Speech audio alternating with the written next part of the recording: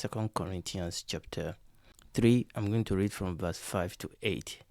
Not that we are sufficient of ourselves to think of anything as of ourselves, but our sufficiency is of God, who has made us able minister of the New Testament, not of the letter, but of the Spirit. For the letter killeth, but the Spirit giveth life. But if the ministration of death written and engraven in stone was glorious, so that the children of Israel could not steadfastly behold the face of Moses for the glory of his countenance, which glory was to be done away, how shall not the ministration of the Spirit be rather glorious? Praise the Lord. Now, this is going to be the last episode. Okay, so it may be a little bit longer than usual, but I will try my best. We have come a long way in this study. We have looked at a few number of things. I'm just going to do a brief review. We learned that the operation of God's kingdom on earth has always been capital intensive, and that God's economic system of funding the work of his kingdom has usually been through what we call body funding. God bless his people so that his people can bless his kingdom. And in this mini series, we remind ourselves, we said it's a call to commit and to keep on committing ourselves to worshiping God consistently and generously with our substance. And secondarily, we have explored the nature and the practice of tithe throughout human history, and we have looked at this all the way down to the New Testament. Now, we did acknowledge the abuse of this system that God has put in place and the greed of leaders of God's people down history. Obviously, this has caused a lot of backlash against the message of giving, and this has led, unfortunately, to this anti-tithe rhetoric and the anti-giving movement. This has negatively affected the finance of the church, and this has limited the ability of the church to actually fulfill our calling in the earth. We saw that tithe is a trans-dispensational practice. Tithe was not original with Mosaic law, and we have looked at tithe on the time period, haven't we? We look at tithe before the law, in the patriarch period, ancient time. We look at tithe under the law, and we have looked at tithe after the law, that is tithe in the New Testament. We learned that the practice of tithing is inevitably modified by the dispensation under which it is practiced. So you will notice that the practice of tithe will inevitably be different in its outworking in each of these dispensations. When we look at tithe under Mosaic law, we saw that it is not as simple as is often presented, that even though tithe is obligatory, it was nevertheless given willingly even under Mosaic law. And we have looked at 4 enduring characteristics of tithe.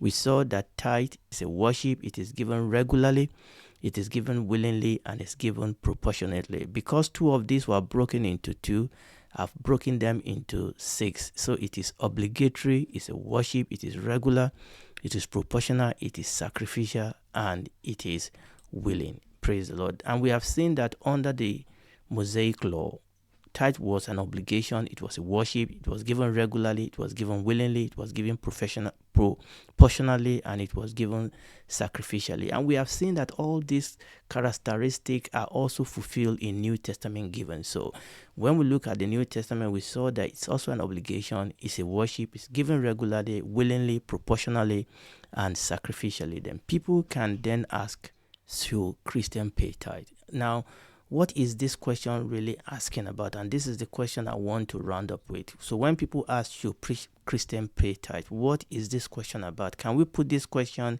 in layman language? And when I interrogate this question, and this is the essence of what I can hear, when people ask the question, should Christian pay tithe, this is what I think they are asking, that should believer willingly commit to worshiping God? That's the God who gave his life for them, who gives them everything they own. Should they willingly commit to regularly supporting his kingdom by sacrificially giving 10% of the substance God has blessed them with? Now, I'm going to leave that on the screen because I want us to see the implication of that question. For me, this is what the question is saying. Should I, as a believer, willingly commit to worshiping God, this God that has done so much for me, and this God that actually gave me everything? Should I then willingly commit to regularly support his work, his kingdom, by sacrificially giving 10% of the substance that God has blessed me with. Now, I believe that in this series of teaching, we have looked at the principle that will help us to answer this question. But let us ask ourselves 3 further questions that will help us, guide us to further answer this question about should Christian pay tithe. The first question is this, that if we agree, as we have learned, that New Testament giving is proportional and sacrificial, if we agree on that, and I think that we've been able to show that, if we agree on that, this is the question: what proportion of our substance do we think is worth giving God on a regular basis as our act of worship? What proportion do you think that God is worth giving? Not that we are paying God back, but what I'm saying is that in the light of the great things that God has done for us, and understanding that New Testament giving is proportional and sacrificial, the question is, what proportion of our substance do we think is worth giving God on a regular basis as our act of worship? Is it 0.0005%? Is it 0.1%? Is it 1%? Is it 5%? Is it 10%? Is it 20%? And on and on and on. What do we think is the right percentage that we should worship God with? Before we ask the second question, I need to lay some foundation. Remember, I'm asking questions that will help us to answer this ultimate question about should we give tithe. So before I ask the second question, let me lay some foundation. It is clear in the scripture that in many ways, standards of New Testament are a lot stricter or loftier than those in the Old Testament, and we've touched on this in our teaching. When you read the scripture, it is very, very clear that the standard that the scripture Old New Testament believer to, it is much more stricter and it is loftier than those in the Old Testament. Remember when we read Matthew chapter 5, the series of "You have heard it said, but I say unto you." And all over the scripture, we see that the scripture called the new covenant a better covenant compared to the old covenant. And when you read the book of Hebrews, that is the central message of the book of Hebrews. And in our reading, which is the reason why we read 2 Corinthians today, in our reading in 2 Corinthians chapter 3, verses 5 to 8, Paul compared New Testament with the Old Testament. Paul said the Old Testament was glorious, but he called it ministration of death. Then he called the New Testament more glorious, and he called it what? A ministration of the Spirit. Also Peter, and this is very important, also Peter in his first epistle, chapter 1, Peter spoke about the new covenant with glowing superlative description. He called it abundant mercy, lively hope, inheritance, incorruptible, undefiled, that faded not. Then Peter went on to say that the prophet of old and even angels long to catch a glimpse of these things that we are enjoying. And then Peter tells us the basis of this superlative glory is describing with respect to the New Testament. Peter tells us in verse 2, he said that we are the people chosen according to the foreknowledge of God, the Father, through the sanctifying action of the Spirit, to be obedient to Jesus the Messiah and to be sprinkled with his blood. Now, let's look at our second question. This is our second question. Since we in the New Testament have far more grace and tremendously greater blessing that they enjoy in the Old Testament, shouldn't we offer a greater level of service and worship to God? If indeed we have a better covenant, if indeed we have greater blessing, tremendously greater blessing, should we do less than they did in the Old Testament? And I think this is the question that will help us to answer this question people always ask. Now, let's look at the third question I want to ask us. So, this is the question, the third one. So, God did not specifically stipulate 10% in the New Testament as he did in the Old Testament. Yes. But does that mean he gave us a pass? Does that mean we should give less? So if we say God did not specifically stipulate 10%, the question is, does that mean that we have a pass? Does that mean that we can just do anything? Does that mean that we should give less? Obviously, I'm asking these 3 questions because you can see where this is taking us to. And we have seen that does not mean that we should give less. Why did God not chisel out 10% on the stone in the New Testament like he did in the Old Testament? Now, we have seen that the enduring principle of tithe is there in the New Testament, but it was not in your face as we saw it in the Old Testament. God didn't chisel it or get a megaphone and scream it into our ears. Why? Now, let me paint you a scenario that can help us answer this question. Now, let's assume that you need a financial support for an important project, but you have two uncles and both of them are very rich, and you approach them for help. Now, you go to your first uncle. Let me call him Uncle A. And this is what you tell him. Uncle, I'm doing this project. The budget for the project is so and so, and this is what I have. Uncle, I need your support. Please, can you give me 50,000 naira or 50,000 pounds or whatever it is? Long story short, he ended up giving you 25,000 naira. That's your first uncle. Then you approach your second uncle, Uncle B. You said exactly the same thing to Uncle B, but this time you ask Uncle B to give you anything he can.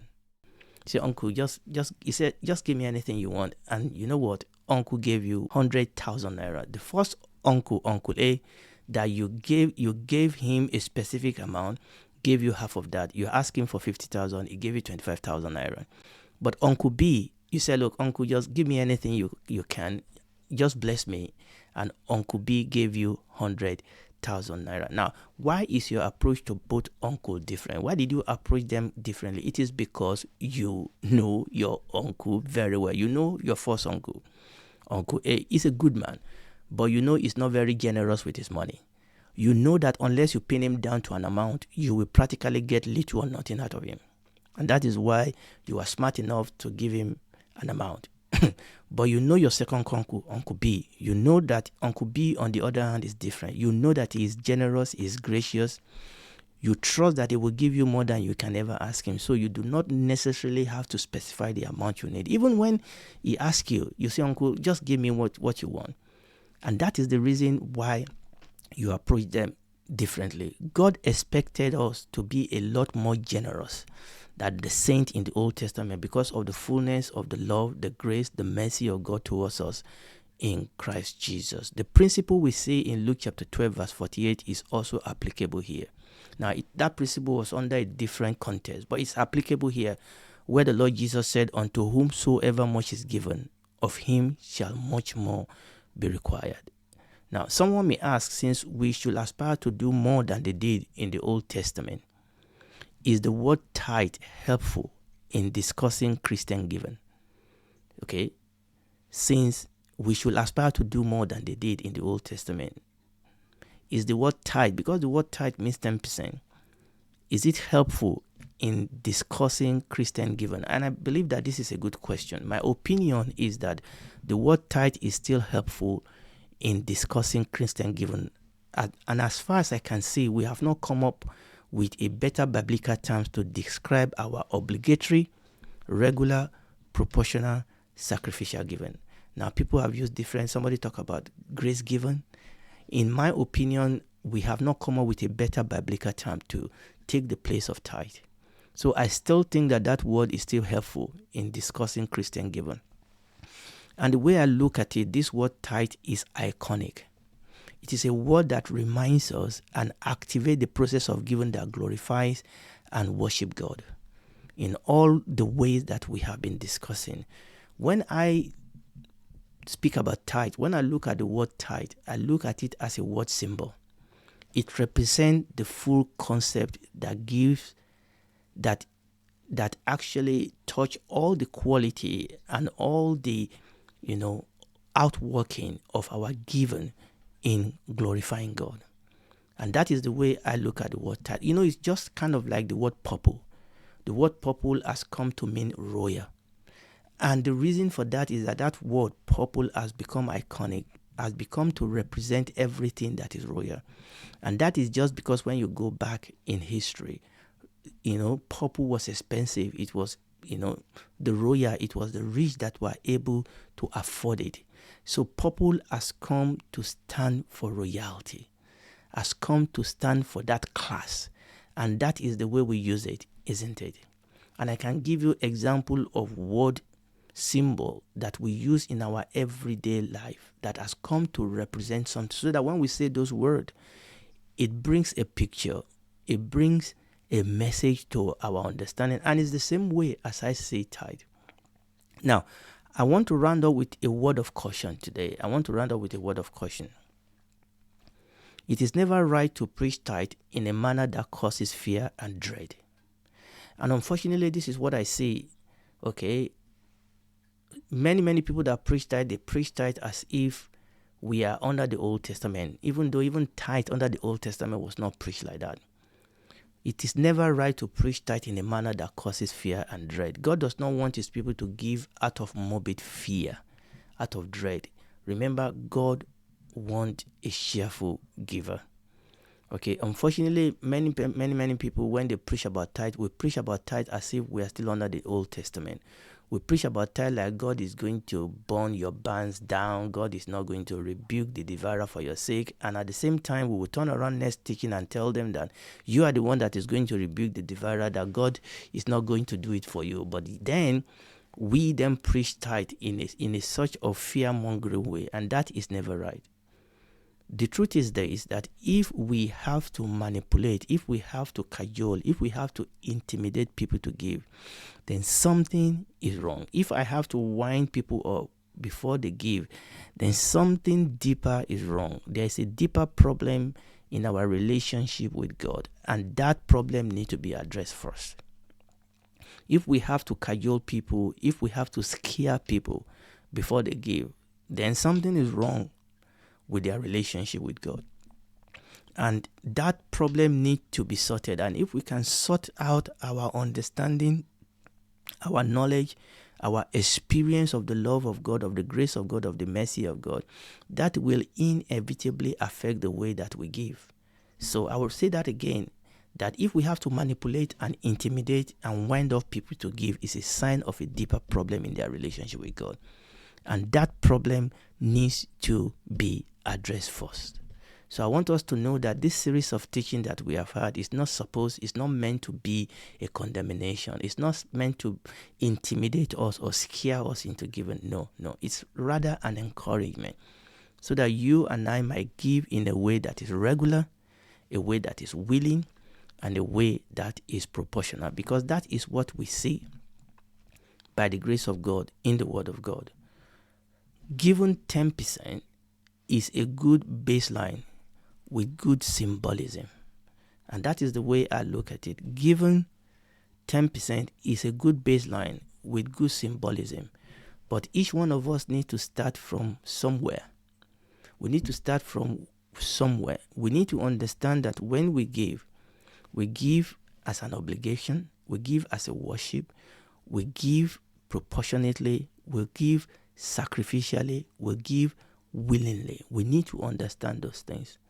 Okay, and we need to start from somewhere. That given, and remember, we're talking, when you read the Old Testament and the New Testament, there is offering and there is tithe. Offering is something you can give willingly, yes, whenever you want, but we are talking about something you give here regularly. And this is very, very important that we understand. And I'm going to put that enduring principle of tithe on the system, because I want us to see this again. Now, what we are saying is this, praise the Lord, that all of us will have to start from somewhere, but we need to understand that there is a level of giving in addition to our offering. There's a level of giving that God says is obligatory, is a worship, is regular, is proportional, is sacrificial, and is willing. And what I'm saying is that you and I can look at 10% as a baseline, somewhere that we can start from, or somewhere that we can walk towards. Somewhere that we can walk towards. You and I need to start. We need to sit down, understand our relationship with God, and say, you know what? Where can I start? Maybe you may not be able to start with 10%, but honestly, where can I start? Start from somewhere, and then walk up your way up, even beyond 10%, as God grants us the grace. Praise the Lord. And that is what I see here as we study and as we have studied this teaching of New Testament giving. Now, I'm going to end this message. In fact, I've rushed it, but that is fine. I'm going to end this message on a personal note. And the question I want to ask is, do I tithe? I'm talking about myself. Do I tithe? And the answer to that is yes, I do tithe. Now, I do not give tithe as an oppressive, God is going to kill me if I don't give. I don't tithe that way. I don't tithe out of fear. I don't tithe out of dread. So that's the first thing. I tithe, but I don't tithe out of God is going to blow my head off. He's not going to bless me, oppressive way. I don't tithe out of fear. I tithe as a worship. I tithe as a worship. I give as a response to the love of God. This God that loves me so much, that gave his all for me, that I cannot be anything. I am nothing but by the grace of God. That I will have nothing but by the grace of God. If I go out to work and get money, it's because of the grace of God. It is the grace of God that gave me the strength, the wisdom to be able to go out and work, to provide the work in the first place. It is the grace of God. And when I look at the goodness of Jesus, the mercy of Jesus, the blessing of God upon my life, my giving is a worship. So I do not give tithe out of oppressive reason or out of fear. I give out of love. I give out of gratitude to God. Number one. Number two, I do not give tithe legalistically. Now that is related to the first one. When you do something legalistically, there's no joy. There's no cheerfulness. But God loves a cheerful giver. I do not give tithe legalistically. I don't, count the last drop out of the water in the can and make sure that everything is counted. I don't give tithe that way. Okay? I give tithe cheerfully. I give tithe willingly. Now the truth is, and like I said, I'm trying to be practical here. I'm trying to be personal here. The truth is that most months I give more than 10% to God's kingdom. Most months. Remember, I don't give oppressively. Remember, I don't give legalistically. But I believe that the Bible says that I should give proportionately and I should give sacrificially. Now, we need to understand that. Okay, there will be sacrifice in the way we give. Most months I give more than 10%, and this is the way I do it now. This is the way I do it. I just thought I cannot end this series without being practical and without being personal. Now, this is the way I do it. The greater part of my tithe, remember, I'm talking about myself. The greater part of my tithe goes to my local assembly. Okay, and by tithe, remember, I'm using that word iconically. By tithe, I don't even necessarily mean 10%. But I think we can retain that word because it helps us. It's a hook. It is an activation. Okay, no matter what you give it regularly. Give it proportionately. Give it sacrificially. I will still put the word tithe on that. But like I said, many months I give more than 10% of my income. But the greater part of my tithe goes to my local assembly. And what I've done over the years is that I give a fixed amount every month to my local assembly. Every month there's a fixed amount that goes into my local assembly. And I've set up a direct debit that the money goes out, it goes out automatically from my account. Even when I started working part-time, I've been working part-time now for about 2-3 years. Even when I started working part-time, I still maintain that fixed amount that I give to my local assembly. Now, on top of that, obviously, you know that I run Maranatha Teaching Channel. And for this, I never ask anybody for any money. Okay, this is capital intensive. You buy things, there's a lot that goes into this. And a part of my tithe, a part of my giving goes to that. Okay, and like I said, 2-3 years ago, I started working part-time, and I'm doing that among other things so that I can dedicate a bit more time to this ministry. That is also a form of tithe. I'm tithing my time. Okay, remember what I said. Even after drop to part-time, I still maintain how much I give to my local assembly. And part of my giving also I use to maintain the kingdom of God, the work of God that God has placed into my hand. I also support other works of the kingdom of God. Okay, there are other works of God's kingdom that I'm a part of, that I support on a regular basis. And this is what the money, the proportion given that comes. And remember, this is different from my offering. This is the proportion, the sacrificial given that I set apart every month from my salary. Well, you may say, well, you're a doctor, and you'll be right. But let me be very, very personal with you.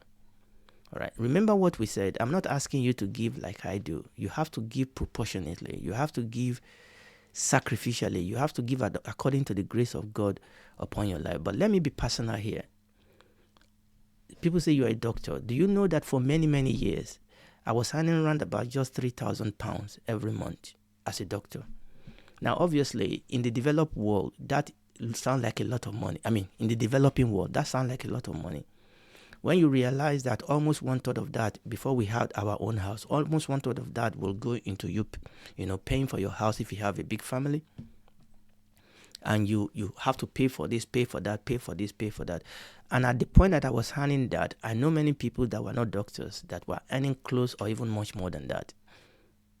I remember somebody, when he learned that is how much I was getting as a medical doctor, said, really? Then why the force? Obviously, I later earned a little bit more than that when I became a partner. But like I said, I now work part-time. And for many, many, many years, even up to now in my family, I was the only one that was earning. Even up to now, I'm the only one that is earning salary in my family. Okay? The reason I've become personal with this is to say that all of us have to start from where we are. We have to start from where we are. We have to look at this enduring principle of giving. Okay, why do we give? How do we give? And I believe that throughout this teaching, we have been able to see the pattern of giving in the New Testament. Now, the ball is in our court. Okay, the Bible says that now we know the truth, happy are we if we obey. But like I said a moment ago, that at the end of the day, we cannot separate our giving from our relationship with God. It all boils down to that. It boils down to relationship. It boils down to how vibrant, how much do I appreciate, how much gratitude do I show, how much am I taking advantage of my relationship with God. At the end of the day, that is what it all boils down to. And it is left for us to decide that this is the grace of God of my life. I'm going to start from somewhere, and I'm going to depend and ask God to give me the grace to work my way up. Personally, I'm trusting the Lord to bless me more so that I can bless His kingdom. Praise the Lord. Now, this brings us to the end of our mini-series on giving, and I want to thank you for joining me on this journey. I think most importantly, God has given us some tips so that we all can go back and search the scripture to see what are these things are. So next episode, by the grace of God, we'll return to our series on Genesis, and we'll see how the Lord will help us. Okay? And if you are hearing me and you are not born again, God loves you. Jesus died for you. He's waiting to make you experience the fullness of that salvation. All you need to do is to know you are a sinner. Accept Jesus Christ as your Lord and Savior. Ask Him to come into your life. He will save you, be your God, be your Father, walk with you. And when this is all over, you will spend eternity with Him in the new heaven and new earth. Do it right now.